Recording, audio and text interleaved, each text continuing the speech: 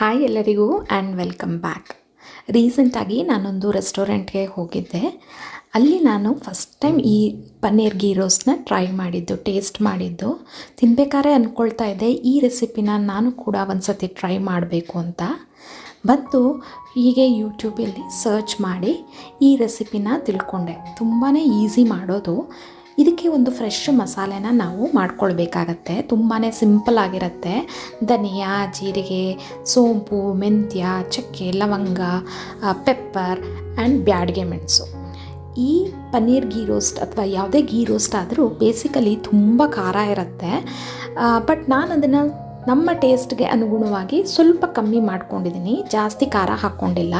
ಖಾರ ತುಂಬ ಇಷ್ಟಪಡೋರು ಇಲ್ಲಿ ಬ್ಯಾಡಗೆ ಮೆಣಸನ್ನ ಸ್ವಲ್ಪ ಜಾಸ್ತಿ ಹಾಕ್ಕೊಳ್ಬೋದು, ನಿಮಗೆ ಟೇಸ್ಟ್ಗೆ ಅನುಗುಣವಾಗಿ. ಚೆನ್ನಾಗಿ ಮಸಾಲೆನ ಡ್ರೈ ರೋಸ್ಟ್ ಮಾಡ್ಕೊಳ್ಬೇಕು. ಎಣ್ಣೆ ತುಪ್ಪ ಏನೂ ಹಾಕ್ಕೊಳ್ಳೋದೇನು ಬೇಡ. ಇದಕ್ಕೆ ಸ್ವಲ್ಪ ಹುಣಸೆ ಹಣ್ಣು, ಸ್ವಲ್ಪ ಬೆಲ್ಲ, ಹುಣಸೆ ಹಣ್ಣು ಹಾಕ್ಕೊಂಡಿದ್ದೀವಲ್ಲ, ಜೊತೆಗೆ ಬೆಲ್ಲ, ನೆನೆಸಿರುವಂತಹ ಗೋಡಂಬಿ ಹಾಕ್ಕೊಂಡಿದ್ದೀನಿ. ಇದು ಒಳ್ಳೆ ಟೇಸ್ಟ್ ಕೊಡುತ್ತೆ. ಆ್ಯಂಡ್ ಇದಕ್ಕೆ ಸ್ವಲ್ಪ ನೀರು ಹಾಕಿ ನುಣ್ಣಗೆ ರುಬ್ಕೊಳ್ಬೇಕು. ಇದೇ ಮಸಾಲೆನ ನಾವಿಲ್ಲಿ ಬಳಸ್ತಾ ಇರೋದು. ಗೀ ರೋಸ್ಟ್ ಅಂತಂದರೆ ತುಪ್ಪ ಹಾಕ್ಕೊಳ್ಳೇಬೇಕಲ್ವಾ.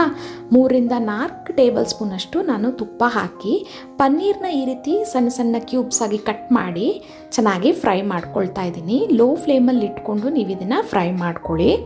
ಇಲ್ಲಿ ಪನ್ನೀರ್ ಬದಲಿಗೆ ನೀವು ಆಲೂಗಡ್ಡೆ ಅಥವಾ ಮಶ್ರೂಮ್ನ ಬಳಸ್ಬೋದು.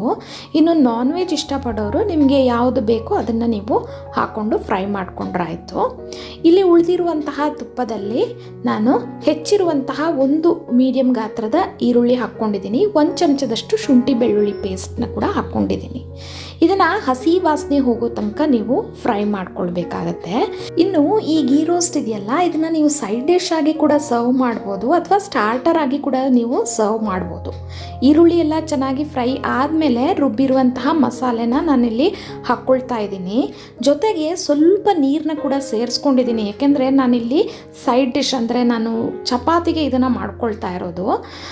ನೀವೇನಾದರೂ ಡ್ರೈ ಮಾಡ್ಕೊಳ್ಬೇಕು ಅಂದರೆ ನೀರು ಸೇರಿಸ್ಬೇಡಿ. ಈ ಸ್ಟೇಜಲ್ಲೇ ನಾನು ಬೇಕಾಗುವಷ್ಟು ಉಪ್ಪನ್ನ ಹಾಕ್ಕೊಂಡಿದ್ದೀನಿ. ಇಷ್ಟನ್ನು ಹಾಕಿ ಚೆನ್ನಾಗಿ ಒಂದು ಮಿಕ್ಸ್ ಕೊಟ್ಟು ಒಂದು 5 ನಿಮಿಷ ಇದನ್ನು ಬೇಯಕ್ಕೆ ಇಡ್ತಾ ಇದ್ದೀನಿ. ಯಾಕೆಂತಂದರೆ ನೀರು ಹಾಕ್ಕೊಂಡಿದ್ದೀನಲ್ಲ, ಚೆನ್ನಾಗಿ ಕುದಿ ಬರಲಿ ಅಂತಂದ್ಬಿಟ್ಟು.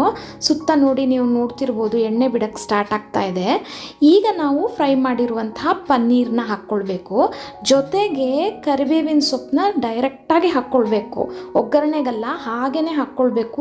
ಇದೇ ನಿಮಗೆ ಒಳ್ಳೆ ಫ್ಲೇವರ್ ಕೊಡೋದು.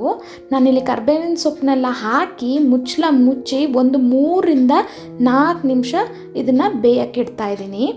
ನೀವು ನೋಡ್ತಿರ್ಬೋದು ಪನ್ನೀರ್ಗೆಲ್ಲ ಮಸಾಲೆ ಹೊಂದ್ಕೊಂಡು ಎಷ್ಟು ಚೆನ್ನಾಗಿ ಕಾಣಿಸ್ತಾ ಇದೆ ಅಲ್ವಾ. ನಾನು ಇದನ್ನು ಸ್ವಲ್ಪ ಗ್ರೇವಿ ಕನ್ಸಿಸ್ಟೆನ್ಸಿನಲ್ಲಿ ಇಟ್ಟಿದ್ದೀನಿ, ಸೊ ದಟ್ ಚಪಾತಿಗೆ ಒಳ್ಳೆ ಕಾಂಬಿನೇಷನ್ ಆಗುತ್ತೆ ಅಂತಂದ್ಬಿಟ್ಟು. ಇದನ್ನು ರೋಟಿ, ನೀರು ದೋಸೆ ಜೊತೆ ನೀವು ಖಂಡಿತವಾಗ್ಲೂ ಟ್ರೈ ಮಾಡಬೇಕು. ಅಷ್ಟು ರುಚಿಯಾಗಿರುತ್ತೆ. ರೋಟಿ, ಚಪಾತಿ, ನಾನ್ ಜೊತೆ ಎಲ್ಲ ಒಳ್ಳೆ ಕಾಂಬಿನೇಷನ್.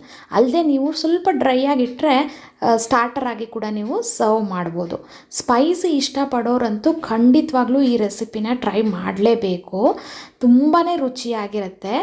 ಹಾಗಿದ್ರೆ ನೋಡಿದ್ರಲ್ಲ, ಪನ್ನೀರ್ ಗೀ ರೋಸ್ಟ್ ರೆಸಿಪಿ ನಿಮ್ಗೆ ಇಷ್ಟ ಆಗಿದರೆ ಖಂಡಿತವಾಗ್ಲೂ ಟ್ರೈ ಮಾಡಿ.